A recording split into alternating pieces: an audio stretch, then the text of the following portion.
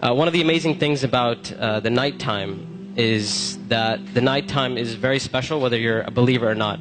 One of the things that psychologists often discuss is that nights are usually considered a spiritual time.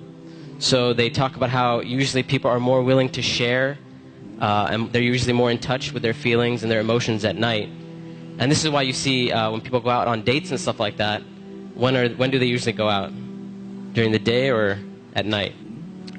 So people are more likely to be in touch with their spiritual side and their feelings and their emotions. And what Islam does is that it takes advantage of this time. So while other people are busy doing other things, a believer takes that spiritual time and they take that emotional time and they devote it to their Lord. And one of the things that the scholars often talk about is that the night is a testimony of a person's love. So whatever a person loves, you'll see that they'll usually devote their night to that. So if a person's only concern in life is to have fun and party and maximize pleasure, they'll spend their night trying to do that.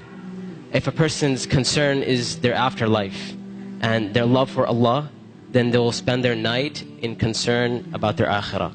And they'll spend their night devoted to Allah Azza wa Jal. As Allah Azza wa said, وَالَّذِينَ آمَنُوا أَشَدُّ حُبًّا لِلَّهِ, that those who believe, they're stronger in their love for Allah Azza wa Jal. It's no secret, it's no surprise that our ummah today, our nation today, is not doing too well. And I hate to be negative, I hate to be negative about issues, but this is just a reality. And the point isn't for us to become depressed and say we're a goner and there's nothing we can do.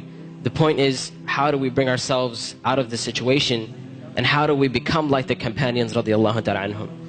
And this is why one of the things that is often said by the classical scholars and even scholars of our time is that if we want to rectify this ummah, if we really, really care about this ummah, we really want to change this ummah, then we will not be able to do it except that which changed the beginning of this ummah. Meaning, if we really care, we really want the ummah to progress.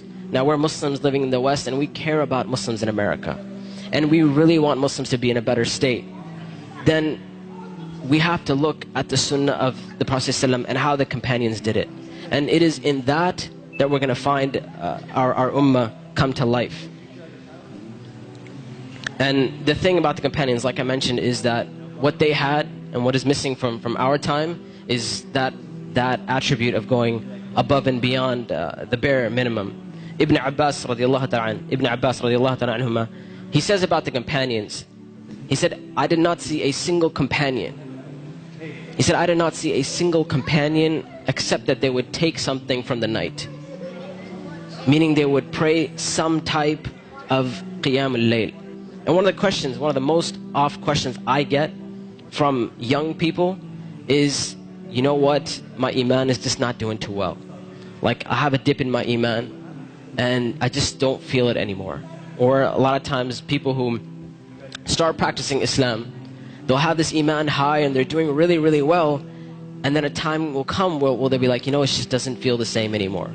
Or a lot of times reverts and converts will say, when I first became Muslim, it was the most amazing experience of my life, and I want that back. I want that experience back. And one of the first questions I ask these people is, how is your connection with Allah? How is your qiyam al-layl? When was the last time you got up in the middle of the night or in the last third of the night to pray to your Lord? And if the answer usually is, well, I don't really do that. I mean, I just try to do my 5 daily prayers. I'm just happy if I can get that in.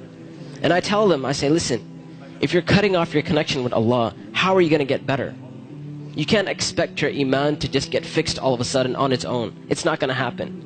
You have to take steps for you to become a better Muslim. You have to take steps to reach that level of iman. When it comes to qiyam al-layl, one of the advices I often give, and I give this advice because this was the advice given to me by my teachers, is if you want to pray qiyam al-layl, all you have to do is just try it. And I'm not talking about spending a third of the night praying or half of the night praying. I'm saying get up 10 minutes before Fajr. Just 10 minutes before Fajr. And we know the Prophet ﷺ told us that it is the last third of the night where Allah Azza wa Jal comes down to the lowest parts of the heaven and He asks, He He says, which one of my servants is seeking my forgiveness that I may forgive them? And which one of my servants is seeking my mercy that I may be merciful for them? Which one of my servants is asking of me that I may give to them? And that third of the night is still there in the last 10 minutes before Fajr. So all I'm saying is wake up 10 minutes before Fajr. Not an hour, not 2 hours before Fajr, 10 minutes before Fajr. And try and pray Qiyamul Layl. And experience this amazing spiritual nature that Allah Azza wa Jal has given us. This blessing that Allah Azza wa Jal has given us. And when you get up in the night, number one, you'll see your heart transform. You'll feel your heart unlike you've ever felt it before. And I know a lot of us, and this is a problem which is very, very common, where we look at Islam and all we see is a bunch of things we have to do. And we're missing that spiritual side of Islam. We're missing that connection with Allah and our Creator. And I tell you that if you're seeking that connection, then get up and pray Qiyamul Layl. You will see your heart transform. You will see this tranquility and peace that Islam is supposed to be. You know, people talk about Islam. Islam means peace and all that kind of stuff. If you really want to experience that, get up in that last third of the night. Get up for 10 minutes and you will see that peace and tranquility descend upon you.